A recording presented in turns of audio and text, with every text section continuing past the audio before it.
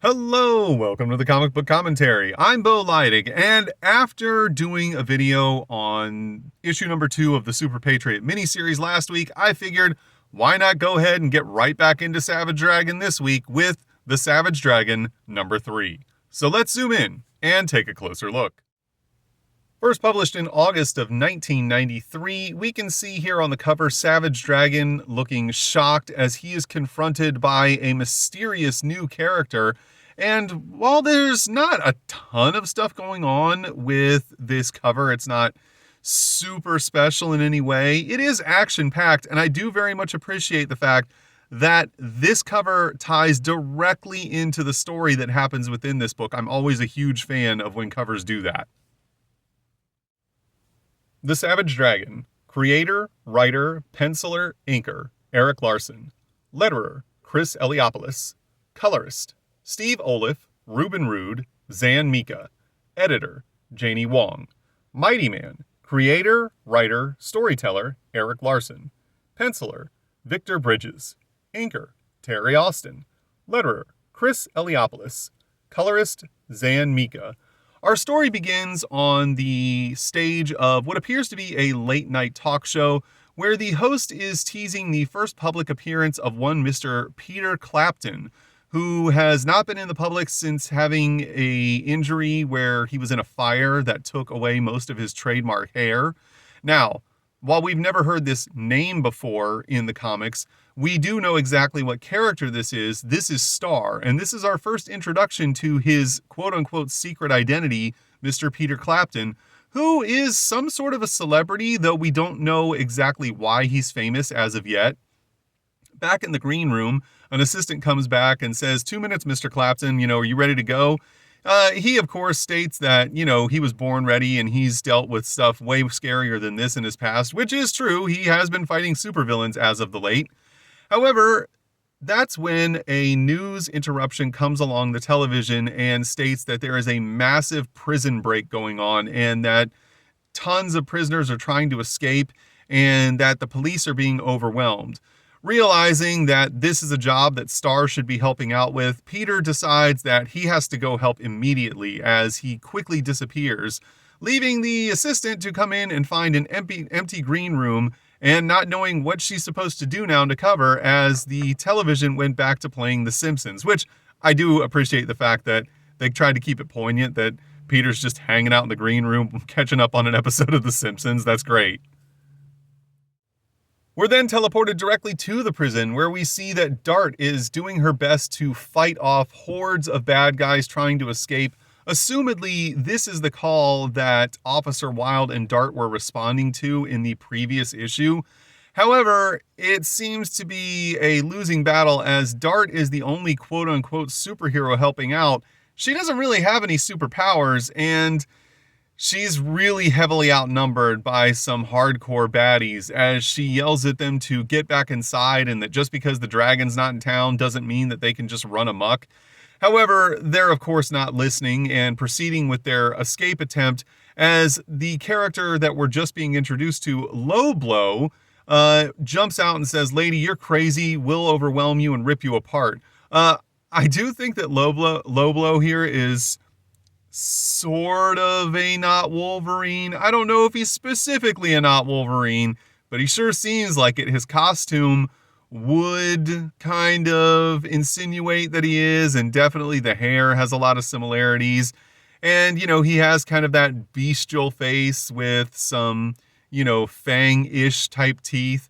We also get a look at some other weirdo characters. This monstrous goblin looking guy and this guy down here who is kind of like Savage Dragon without the fin, and this guy here who has a double face head, which I don't know how that's supposed to give you any kind of super abilities, but I love the fact that Erik Larsen just makes the most absurd characters ever and is like, yep, we're gonna throw these right in, no questions asked.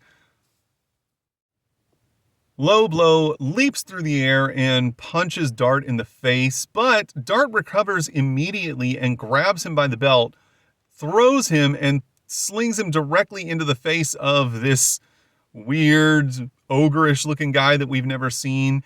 as she states that she's not going to go down that easy. However, she's then caught by another punch from a familiar face in Mako. Meanwhile, inside of the prison, as more of the prisoners are trying to escape, one of the men sees none other than Cutthroat escaping, and he's like, "Hey man, come on, help me out."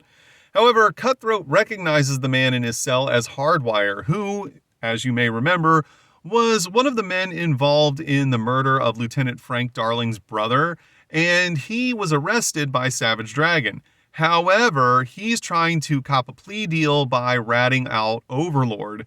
Cutthroat, however, still has his loyalties to Overlord, realizes exactly who Hardwire is, and says, "You know what? I'm not going to let you do that." Opens fire on him and just murders him directly in his cell, putting 4 in his chest, which is pretty hardcore. One of the things that is a double-edged sword with having so many characters in a story is that it can get confusing trying to keep up with them all, and some of them start to become, background in a lot of ways. They feel as though they're not important, but one of the upsides to it is that for effect, you can kill them because you have so many characters. It's not, a story ending type of event to lose one here or there. And I like the fact that Eric is using this to kind of keep it grounded in reality. It's like, yes, there's a huge criminal element in Chicago right now, but don't expect these guys to all stick around forever. This rogues gallery is not just a permanent fixture on the streets of Chicago and in the story of Savage Dragon. They can get lost at any time. Also, I noticed that Low Blow is not wearing a prison uniform, which would imply that perhaps he was the one who actually sprung all of these inmates and, initiated the escape attempt by all of them and was working for Overlord from the outside. It's never confirmed, but it would seem logical given that he's literally the only criminal in this break who is not depicted wearing a prison uniform. Meanwhile, back outside of the prison, Mako moves in on the kill. However, Dart is saved at the last moment with an assist from none other than Star, who has arrived at the scene. Dart thanks him for his help and asks his name. He states, "I'm Star, glad to help out," as the two of them continue to fight through the crowd of baddies. At a certain point, Dart asks, "Is it always this crazy in this town?" And Star says, "This is nothing. You should have been here when the Bulls won the finals." As Dart continues to fight her way through the crowd, unleashing punches and kicks, tossing darts into the chest of several of the villains, she lands a huge attack. However, Star is starting to get overwhelmed as, keep in mind, he, like Dart, doesn't really have any superpowers. He's just a guy who's really good at fighting and has some shuriken wrist launchers that he uses to subdue bad guys. And again, even with his help, the two of them are very much on the receiving end of overwhelming odds. Also, I like the idea that Chicago just went completely wild when the Bulls won the finals. Keep in mind, this was 1993, so during the initial three-peat that the Bulls had when Michael Jordan was playing for them, before he retired to play baseball for reasons that nobody understands, and then came back to win 3 more titles. So this is definitely a big-time reference at this point, with the Bulls being absolutely the hottest NBA team in the country.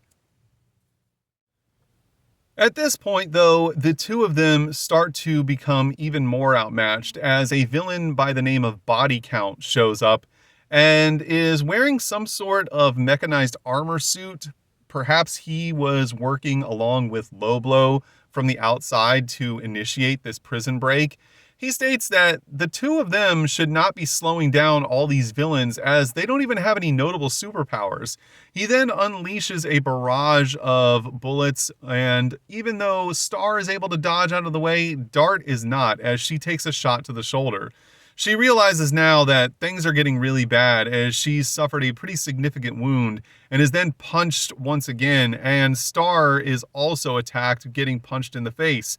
However, we notice a mysterious silhouette in the air behind him.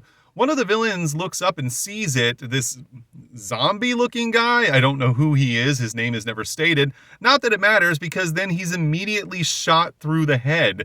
as apparently the police have been authorized to use lethal force to shut down this prison break. It's at this point that none other than Mighty Man, who we believed was dead up until this point, swoops down from the sky and grabs our two heroes, as everyone is shocked to see it, as even one of the police officers just screams out, "Mighty Man," as none of them that can believe that this hero that the news had told all of them was dead is suddenly right before their eyes.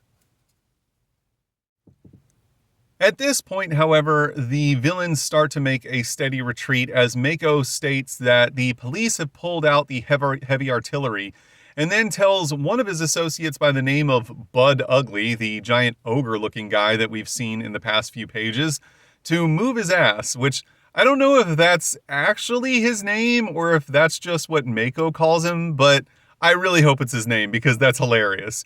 We then see Mighty Man flying through the sky, still carrying Star and Dart, as he lowers himself and the two of them onto a rooftop, dropping them off, stating that they'll be safe here. However, Dart, as she seems to be somewhat panicked and possibly even going into shock from the gunshot wound, states, "You have to help, you have to stop them. There's dangerous super freaks all escaping from the prison. Like, the police need your help." However, Mighty Man just turns and looks at her and says, "I'm sorry, I can't," as he flies away and just says, "Sorry." We're then teleported the next day to, I'm assuming, O'Hare, but it's not specifically stated, as we see Savage Dragon returning from his mission in New York City, where he aided the Ninja Turtles in defeating a giant gargoyle. He's being picked up by Officer Wilde, who states, "You look good. Is it that you actually had a great time, or are you just happy to be out of uniform?" Dragon is just like, "Haha, nice to see you too," and then they make their way back to the precinct. However, Officer Wilde tells him that she thinks that Dragon was right about Lieutenant Darling, as Dart showed up with no knowledge of who Lieutenant Darling was and was actually brought in by the head commissioner. This seems to line up with Dragon's theory that Darling might be someone that they can't fully trust and could in fact be working with the Vicious Circle. However, Wilde believes that they have to have something on him because Darling is too straight to just go rogue all of a sudden. However, Dragon says that they're going to have to keep working on trying to figure this out and that they shouldn't blow their cover just yet. After stopping by the police station so that Dragon could change back into uniform, he and Officer Wilde go to the hospital to visit Dart. Dragon introduces himself, and Dart asks where he was the previous evening, which is an odd question given that Officer Wilde had already stated before when she first showed up to Chicago that Dragon was in New York on a special mission helping the NYPD with a problem. He goes on to explain about what happened with the Ninja Turtles and the gargoyle, and Dart says, "Yeah, that sounds kind of crazy." Dragon goes on to say, "Yeah, I heard you had a pretty rough night as well." Dart then explains what happened, how a lot of prisoners escaped, and that Star showed up to try and help, but unfortunately the two of them by themselves couldn't really handle the situation, and were only saved with the appearance of Mighty Man. This kind of shocks Dragon, and he unfortunately, instead of asking questions about Mighty Man's reappearance, instead decides to make a joke about it and rib Dart a little bit, stating, "Was he with Elvis?" Dart is not amused, as she states, "Pity you weren't there." And again, Dragon continues with the ribbing, stating, "Oh, was this the fat Mighty Man or the young hip Mighty Man? I think I saw him at a donut shop one time." At this point, Dart has completely lost her cool and says, "That's not funny. Where were you last night? You should have been here." Dragon retorts by stating, "I don't have any say in, the orders that I'm given and where I'm sent. I don't like leaving town, but that's part of my job." However, this is not a good enough explanation for Dart, as she states, "People died last night. You could have been here to save them." Dragon starts to fire back. However, he's interrupted by Nurse Stevens, who states, "Dragon, your outbursts are upsetting patients. You need to leave." And Dragon takes her up on the offer, stating, "You just said the magic words," as he storms out of Dart's room. He is chased down, however, by Officer Wilde, who states, "Listen, she was shot last night. She had a really rough time. She's injured. You need to cut her some slack." However, Dragon is rather angered by the whole thing, stating, "This chick is being a total pighead about all of this. Who even invited her?" And Officer Wilde reminds Dragon that it was actually him that requested more superheroes to be enlisted by the police force of Chicago to fight the vicious circle. She then tells Dragon that, he could actually teach her a few things about being pig-headed and that he needs to calm down. And at that point, we're teleported back to the police station where Dragon is trying to get things in order after being gone for a few days. However, Dragon returns at the exact same moment that Lieutenant Darling is receiving yet another threatening phone call from the Vicious Circle, as Skullface tells him that they are aware that he and his wife are expecting a new baby, which sends chills up Lieutenant Darling's spine as he realizes exactly what they're saying. And he then realizes that he's no longer alone in his office as he says, "I've got to go," and hangs up the phone. Of course, it's none other than Dragon who's standing behind him, who asks, "Is there anything you'd like to talk to me about, Frank?" And Lieutenant Darling simply states, "No, not at this moment." Then Dragon makes his way back to his desk as he's given a quick debriefing of sorts by one of the other officers, who gives him a rundown of everything that's been going on for the past 2 days, stating that the woman who claims to be his mother keeps calling, as well as another woman by the name of Amanda Mills, and then the usual assortment of creeps and weirdos, and then also explains to him that the villain known as the Shrew, who Dragon defeated and arrested in the first issue, was found to have some sort of parasitic worm-like creature on its neck, and that the the public defender is now using this as a means to try and get the case dismissed. Dragon, of course, is quite upset about this, as the Shrew killed many people, and he believes that the Shrew should be locked up behind bars. And he even states, a guy leaves town for like 2 days, and however, the officer interrupts him once again, stating that the man Arnold Dimple, who showed up to Dragon's apartment and murdered Debbie Harris, who was spending the night with Dragon that evening, and is often referred to as his girlfriend. However, they only really kind of spent like one night together. I don't know if they were really ever in any kind of like official relationship capacity. That Arnold Dimple received a phone call from Debbie's mother for about 30 minutes on the day that Debbie was killed by him.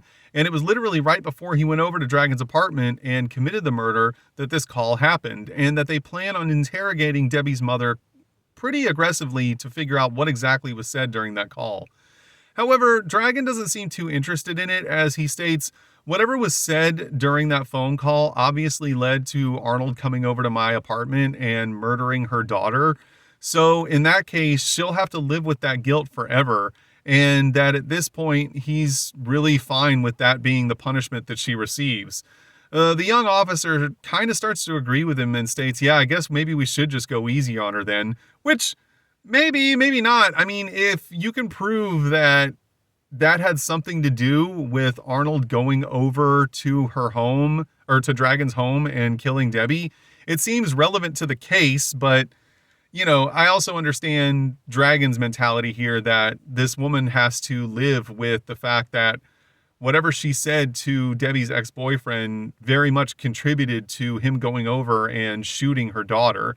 And this also gives Dragon a basically like relief of knowing that it wasn't 100% his fault that Debbie died, that there was someone else involved in all of this who was kind of manipulating the man who showed up to his apartment to assumedly shoot him, and that Debbie's death is not necessarily totally on his hands. Then, out of nowhere, this demonic-looking guy just blasts up through the floors directly next to Dragon, as we're just thrown for a loop by this dude's presence. Dragon, however, is completely unfazed, as he immediately just punches this creature in the jaw. And as he falls to the ground, the creature states, "Oh man, this vessel's not near what it should be." Then a police officer nearby immediately points his gun at the creature's head, telling him to freeze and give up. However, the creature then punches the officer directly through his chest, exploding his fist through the officer's back, assumedly killing him instantly in a shower of blood, and states, "I think not." He then gets to his feet and unleashes a fireball-like attack which hits Dragon square in the chest and slams him into the wall on the opposite side of the room. However, Dragon is basically impervious to all fire-based attacks as he gets up off the floor stating, "Real good job, pal. I've had hotter showers than that." Lieutenant Darling instructs all the officers to open fire on the creature as Dragon gets back to his feet and prepares for battle. As the creature lunges through the air at Dragon stating, "Prepare to face the fiend," he is immediately shredded by a hailstorm of bullets as Dragon is kind of stunned at the level of lethality that the police used. The creature then falls to the floor, covered in gunshot wounds, pouring blood, as he states, "There's not enough hate to fuel this vessel. It's pitiful. I bid you adieu," as he suddenly releases the man who he was possessing, and the officers in the room realize that this was actually none other than Charlie MacArthur, a man who works in the accounting department of the police department right here in the building. Dragon walks up to the now bloodied corpse and states he was possessed by some kind of demon, and one of the other officers simply asks, "What the hell's even going on here?" We're then teleported back to DeKalb, Illinois, and we are outside of the familiar farmhouse where the mysterious double suicide has taken place, or perhaps murder-suicide, we're not sure. And a bunch of officers walk in and have finally reached the scene and start to investigate, trying to figure out if they can find a note or some explanation as to what happened. However, one of the men hears some noises coming from the basement, and as he opens the door and peers down inside, he's shocked by what he sees and simply states, "Oh my God." We then get to the Finn Addict's letter page. Most of the letters in this section for this issue are just kind of like praising Eric in what he's done with Savage Dragon, telling him how much he likes it, or telling, him how much they like the comic as a whole, and they can't wait to see where the series goes. However, there were a couple of standout letters, in my opinion. One reader makes a comment about how he doesn't really like Image as a whole, and he feels as though Spawn and Savage Dragon are by far the two standout titles, and that the two of them have the most going for them in terms of story and, character development and perceived longevity. And Eric kind of debates that, stating, well, he's like, in fairness, Todd and I are working with single characters where like most of the other guys are working with teams. So it's harder to do character development when you have multiple characters to work with. It takes a longer period of time, which is true. However, we now know 30 years into the future, 30 plus years into the future at this point, that this reader was rather correct in the sense that of all of those early Image comics, the two with the real staying power were in fact Savage Dragon and Spawn, which are still both being printed as I record this video in 2025. There was also another reader who started to kind of spout off about what he did and did not like about the first issue of the Savage Dragon ongoing series, but all of his criticisms kind of fall flat because most of them were made under the context of him making a lot of incorrect assumptions about what was happening and the implications that were being made. It was really kind of a, if you had just waited one more issue to write that letter, you would have seen that most of what you were talking about was not correct at all, so it wasn't really valid criticism, which I do appreciate the fact that Eric printed that letter as a way to kind of show people like, hey, I understand maybe you didn't necessarily like what took place right away, but if you give me like an issue or two, you might find out that what you saw had bigger implications or was really relevant to a later plot point. So, let it play out a little bit before you just start spouting off and getting all upset about what you read. We then come across the Mighty Man story in this issue, as we see Mighty Man standing on a rooftop in Chicago, joined by his friend Phyllis, who simply states, "Sam, you look amazing. I really love what you've done with the costume," implying that Mighty Man's secret identity is someone by the name of Sam. Mighty Man then states, "I feel amazing too, so powerful ways that make me think I could take on the entire world. Phyllis says, yeah, you probably could if you wanted to. And then Mighty Man leaps into the air stating, and check this out, I can fly. It's awesome. And Phyllis is actually really excited, stating, I can't believe this really happened. You're a real-life superhero. You look great. Mighty Man then states, and look at this, as he proceeds to rip a giant chunk of the building they're standing on clean off and crush it with his bare hands, which I would assume would have to play havoc for the inhabitants of this building in one way or another. Phyllis is really shocked and excited by this, as she then starts to approach Mighty Man, stating, hey, you're so amazing. My God, you look so beautiful. Why don't we try out that new body of yours? This, however, catches Mighty Man, aka Sam, completely off guard as he simply screams Phyllis and pushes her away, stating, I'm not that kind of guy. We're just friends. That's it. How could you even suggest this? And then Phyllis states, how could I not? In case you haven't noticed, you have the body of a Greek god. How do you expect me to react? I'm only human, you know. Excuse me for existing. Mighty Man then recoils, holding up his cape, and grabs Phyllis and states, I'm so sorry, I didn't mean to offend you. However, Mighty Man's reaction was completely reasonable, and this part of the comic hasn't really aged all that well in the last 30 years. I mean, if you take into account that Phyllis literally just kind of tried to force herself on Mighty Man and stated that her excuse was just that he was so hot she couldn't help herself, like, if you reverse those roles and have a man doing that to a woman, it comes off as super gross. And it really should come across that same way coming from Phyllis as well. And I'm really kind of surprised that, Eric wrote it in this manner. I understand it's kind of like a role reversal type of deal, and that's supposed to make it okay, but I don't know. I feel like it kind of doesn't. Mighty Man then states, I'm sorry I overreacted, which no, he didn't, not really.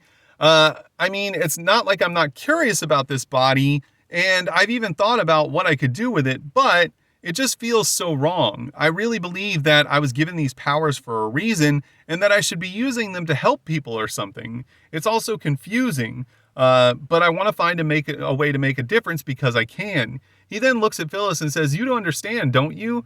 And Phyllis says, yeah, I see your point. But as they walk to the stairwell, she then says, as she puts her hand in the middle of his back, still, if you ever want to experiment, or if you're ever in the mood to experiment, you know where to find me.